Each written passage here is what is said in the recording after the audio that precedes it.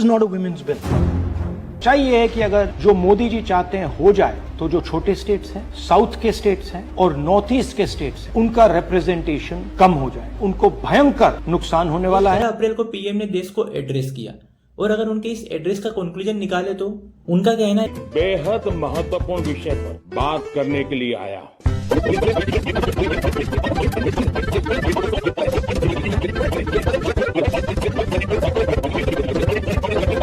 आप सबका बहुत बहुत धन्यवाद। 2000 आपने भी हाल ही में सुना होगा कि गवर्नमेंट पार्लियामेंट में लोकसभा सीट बढ़ाने का प्लान बना रही है।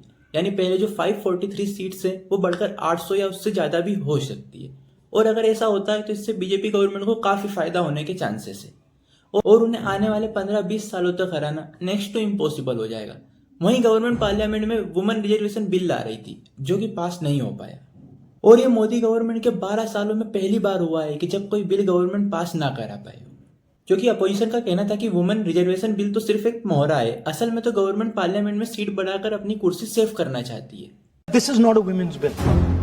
चाहिए है कि अगर जो मोदी जी चाहते हैं हो जाए तो जो छोटे स्टेट्स हैं, साउथ के स्टेट्स हैं और नॉर्थ ईस्ट के स्टेट्स हैं, उनका रिप्रेजेंटेशन कम हो जाए। उनको भयंकर नुकसान होने वाला है। रिजर्वेशन का सपना और दूसरी तरफ नॉर्थ वर्सेस साउथ की भयानक जंग।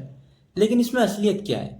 क्या मोदी जी ने महिलाओं को सिर्फ एक मोहरा की तरह यूज किया है ताकि वो लोकसभा में सीट बढ़ा सके, या फिर अपोजिशन ने ये सच में महिलाओं का हक मार दिया है? देखिए, इन सबको समझने के लिए पहले हमें वुमेन रिजर्वेशन बिल को समझना पड़ेगा। 33% वुमेन रिजर्वेशन बिल के अकॉर्डिंग पार्लियामेंट में जो सीट है वो 33% महिलाओं के लिए रिजर्व होंगे।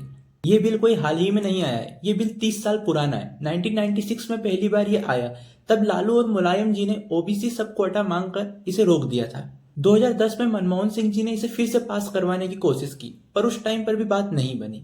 अब ये बात 2023 में पार्लियामेंट में आई थी और उस टाइम कॉन्स्टिट्यूएंट अमेंडमेंट हुआ था और कितना बढ़िया नंबर से हुआ था कि जो 454 मेंबर्स ऑफ पार्लियामेंट थे उन्होंने यस किया था। AIMIM के केवल 2 मेंबर्स ने नो वोट किया था। It is quite simple. This bill can be implemented today by giving 33% of the seats in the Lok Sabha and the Vidhan Sabha to India's women. और राज्यसभा के जितने मेंबर्स प्रेजेंट ऑन वोटिंग थे उन्होंने सबने yes vote किया था, yes mark किया था।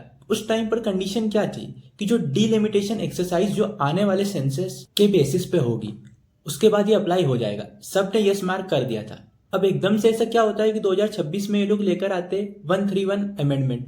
उसके अंदर क्या होता है कि जो पुराना सेंसस है उसका यूज करके हम लोग डीलिमिटेशन एक्सरसाइज करते और जो सीट लोकसभा में वो नंबर ऑफ सीट्स बढ़ा देते हैं। The government has unveiled a sweeping delimitation bill 2026 proposing a massive expansion of India's parliamentary representation. The strength of the Lok Sabha is set to jump from 545 to a staggering 850 seats. अब मेरा सवाल ये है, अगर इनको ये पास करवाना था या इस बिल को ट्राई करना था तो ये उन्होंने 2023 में क्यों नहीं किया? जब एनडीए के पास में ज्यादा सीट थी तभी ट्राई कर लेते और अगर फेल हो जाता तो तभी के तभी सेंसस शुरू कर देते और सेंसस शुरू करते तो अभी तक जब सेंसस खत्म हो जाता डीलिमिटेशन एक्सरसाइज शुरू हो जाती और 2029 में अप्लाई हो जाती। जो करना चाहते थे वो हो जाता, तो फिर अभी क्यों किया गया ये थोड़ा समझ से बाहर है। अब समझो कि ये डीलिमिटेशन क्या है जिस पर इतना गुस्सा है।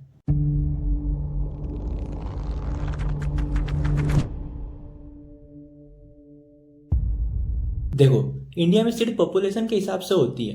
1976 में इंदिरा गांधी ने इसे फ्रीज कर दिया था ताकि जो स्टेट्स पॉपुलेशन कंट्रोल कर रहे हैं यानी साउथ इंडिया के, उनकी सीट्स कम ना हो जाए। 2001 में अटल जी ने भी कहा था कि अभी इसमें इतनी ही सीट्स रखते हैं, बाद में 2026 के सेंसस पर देखेंगे। अब जब 2026 में टाइम आया है तो सेंसस शुरू करते, उसका डाटा आता, तो अब जो सीट्स इतने सालों से वही थी, अगर 4-5 साल उतनी ही रहती तो क्या डिफरेंस आ जाता? डीलिमिटेशन होता, नंबर ऑफ सीट्स उतनी ही रहेंगी, तो उसके बेसिस पर जिस स्टेट में ज्यादा पॉपुलेशन है वहां पर ज्यादा सीट्स दे देते। इससे साउथ स्टेट्स को नुकसान तो होता। अब जैसे गवर्नमेंट ने भी बोला है कि 50% इंक्रीज करवा लो। हाँ, मोदी जी ने यह भी बोला है कि पार्लियामेंट में कोई भी स्टेट के राइट्स कम नहीं होंगे, उनको बराबर की हिस्सेदारी मिलेगी। लेकिन आप इसको प्रैक्टिकल तरीके से समझो। जैसे गवर्नमेंट अगर 50% इंक्रीज का प्लान भी करती है तो फॉर एग्जाम्पल मान लीजिए एक नॉर्थ का स्टेट है जिसकी अभी 80 सीटें हैं और एक साउथ स्टेट है जिसकी 40 सीट है। अब अगर 50% इंक्रीज होता है तो जो 80 सीट है नॉर्थ के स्टेट की वो 120 हो जाएंगी, लेकिन जो साउथ की स्टेट की 40 सीटें हैं वो बढ़कर सिर्फ 60 होंगी। तो पहले जो डिफरेंस था नॉर्थ स्टेट और साउथ स्टेट की सीटों का वो केवल 40 सीटों का था। 80 सीटें नॉर्थ के पास थी और 40 सीटें साउथ के पास थी। डिफरेंस 40 सीटों का था, लेकिन अब वही डिफरेंस बढ़कर 60 सीटों का हो जाएगा। तो परसेंटेज वाइज तो सब चीज सेम बढ़ रहा है, बट एक्चुअली में साउथ के स्टेट को थोड़ा नुकसान तो हो रहा है। You are telling the South Indian states, the northeastern states, for the BJP to remain in power, we are going to take away representation from you. This is south India के जो states है जैसे तेलंगाना, केरला, कर्नाटका, ये डर गए। उनका कहना है कि अगर सीट्स पॉपुलेशन के हिसाब से बढ़ती हैं तो यूपी, बिहार और एमपी जैसे स्टेट की सीटें डबल हो जाएंगी और साउथ इंडिया की पॉलिटिकल वैल्यू जीरो हो जाएगी।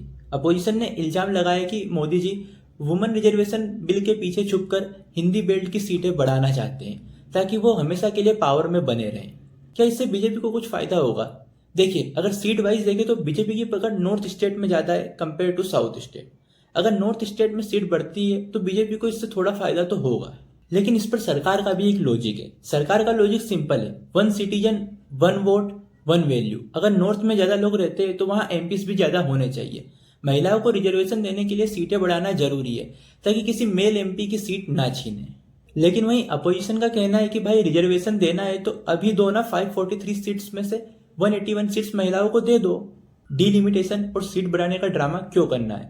इसका मतलब तो सिंपल है कि आप महिलाओं को ढाल बनाकर अपना वोट बैंक मजबूत करना चाहते हो।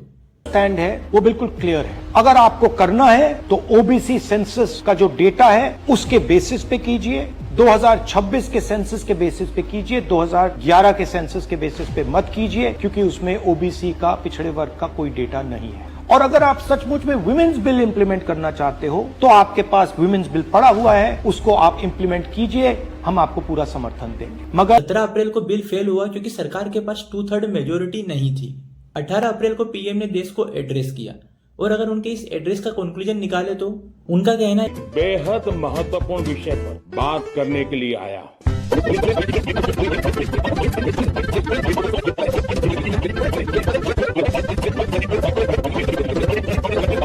आप सबका बहुत बहुत धन्यवाद। 2000 कि अपोजिशन वुमेन रिजर्वेशन के अगेंस्ट है, यह महिलाओं को सपनों की हत्या है। कांग्रेस और उनके साथियों ने सही नहीं किया है। अब आगे क्या? अब ये बिल ठंडे बस्ते में चला गया है। इसका मतलब है कि 2029 के इलेक्शन में महिलाओं के लिए नो रिजर्वेशन। अब यह मामला 2034 तक खींच जाएगा। लेकिन क्या इस बार अपोजिशन सही है? देखिए, अब में पूरे देश ने, सब पार्टियों ने महिला आरक्षण बिल को पूरा समर्थन दिया था। कांग्रेस पार्टी सबसे आगे थी। किसी भी पॉलिटिकल पार्टी के सपोर्टर हो, लेकिन अगर देखा जाए तो टेक्निकली अगर बिना डिलिमिटेशन की रिजर्वेशन मिल सकता है, जो कि पॉसिबल है, तो सरकार ने इसे क्यों जोड़ा? यह एक वैलिड सवाल है, पर बिल हरा देना, इससे नुकसान तो देश की महिलाओं का ही हुआ है। तो फाइनल वर्डिक्ट क्या है? मोदी जी ने एक मास्टर स्ट्रोक खेला था, रिजर्वेशन दो और साथ में अपनी सीट्स भी बढ़ा लो। अपोजिशन ने उस पर एक काउंटर स्ट्रोक खेला, बिल गिरा दो और मोदी जी को साउथ विरोधी दिखाओ। अब रियलिटी यह है कि इस पूरे पावर गेम में सिर्फ एक चीज कैंसिल हुई है, भारत की महिलाओं को 33% हक। 1996 से 2026 तक नेता बदल गए, पार्टी बदल गई, पर महिलाओं की किस्मत वहीं अटकी हुई है। वैसे आपको क्या लगता है, क्या डीलिमिटेशन और रिजर्वेशन को साथ में जोड़ना मोदी जी की गलती थी? क्या वो महिलाओं को मोहरा बनाकर अपना पर्सनल एजेंडा चलाना चाहते थे, या अपोजिशन ने सिर्फ अपनी सीट्स बचाने के लिए बिल गिरा दिया? और आपके हिसाब से क्या इस बार सच में मोदी जी की गलती है, या इसके पीछे की असली कहानी कुछ और ही है? कमेंट में अपनी राय जरूर बताना। बाकी अगर वीडियो पसंद आए तो वीडियो को लाइक और चैनल को सब्सक्राइब करना मत भूलना। बाकी मिलते हैं अगले वीडियो में। आज मैं